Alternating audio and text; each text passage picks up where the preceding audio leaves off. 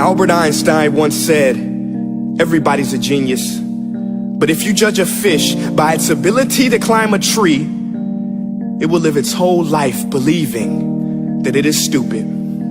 Ladies and gentlemen of the jury, today on trial we have modern day schooling. Glad you could come. Not only does he make fish climb trees, but also makes them climb down and do a 10-mile run. Tell me, school, are you proud of the things you've done? Turning millions of people into robots, do you find that fun? Do you realize how many kids relate to that fish? Swimming upstream in class, never finding their gifts, thinking they are stupid, believing they are useless? Well, the time has come, no more excuses. I call school to the stand and accuse him of killing creativity, individuality, and being intellectually abusive. He's an ancient institution that has outlived his usage. So, Your Honor, this concludes my opening statement, and if I may present the evidence of my case, I will prove it.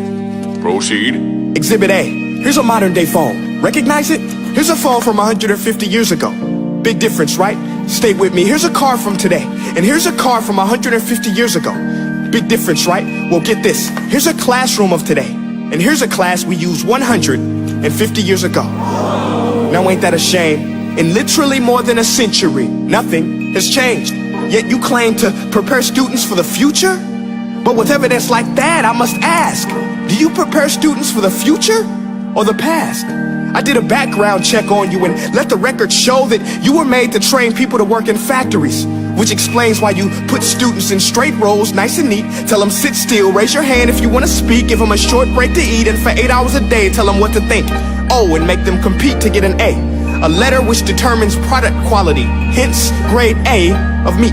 I get it. Back then, times were different. We all have a past. I myself am no Gandhi. But today, we don't need to make robot zombies. The world has progressed. And now we need people who think creatively, innovatively, critically, independently, with the ability to connect. See, every scientist will tell you that no two brains are the same. And every parent with 2 or more children will confirm that claim. So please explain why you treat students like cookie cutter frames or snapback hats, giving them this one-size-fits-all crap. Watch your language. Sorry, Your Honor, but if a doctor prescribed the exact same medicine to all of his patients, the results will be tragic. So many people would get sick, yet when it comes to school, this is exactly what happens. This educational malpractice, where one teacher stands in front of 20 kids, each one having different strengths, different needs, different gifts, different dreams, and you teach the same thing the same way? That's horrific. Ladies and gentlemen, the defendant should not be acquitted. This may be one of the worst criminal offenses ever to be committed. And let's mention the way you treat your employees. Objection. Overruled. I want to hear this. It's a shame. I mean, teachers have the most important job on the planet, yet they're underpaid? No wonder so many students are short-changed.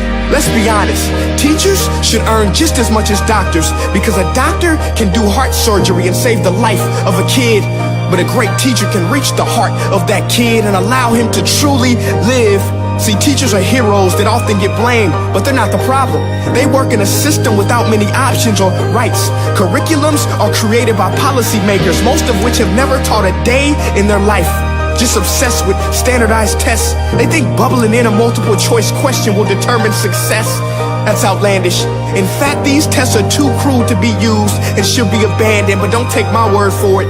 Take Frederick J. Kelly, the man who invented standardized testing, who said, and I quote, "These tests are too cruel to be used and should be abandoned." Ladies and gentlemen of the jury, if we continue down this road, the results will be lethal.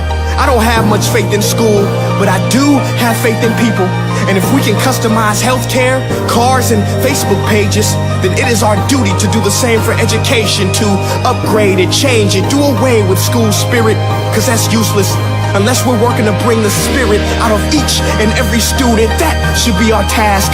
No more Common Core. Instead, let's reach the core of every heart in every class. Sure, math is important, but no more than art or dance. Let's give every gift an equal chance. I know this sounds like a dream, but countries like Finland are doing impressive things.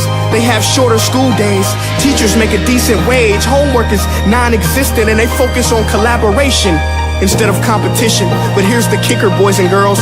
Their educational system outperforms every other country in the world. Other places like Singapore are succeeding rapidly. Schools like Montessori, programs like Khan Academy. There is no single solution, but let's get moving. Because while students may be 20% of our population, they are 100% of our future. So let's attend to their dreams, and there's no telling what we can achieve. This is a world in which I believe, a world where fish are no longer forced to climb trees. I'll rest my case.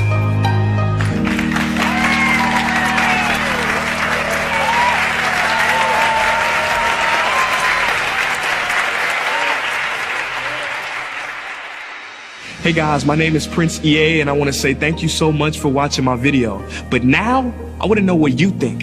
How can we together create a more efficient, effective, and just better future of learning? I want you to visit nestday.com/preorder the future and share your thoughts and ideas on the topic. Peace.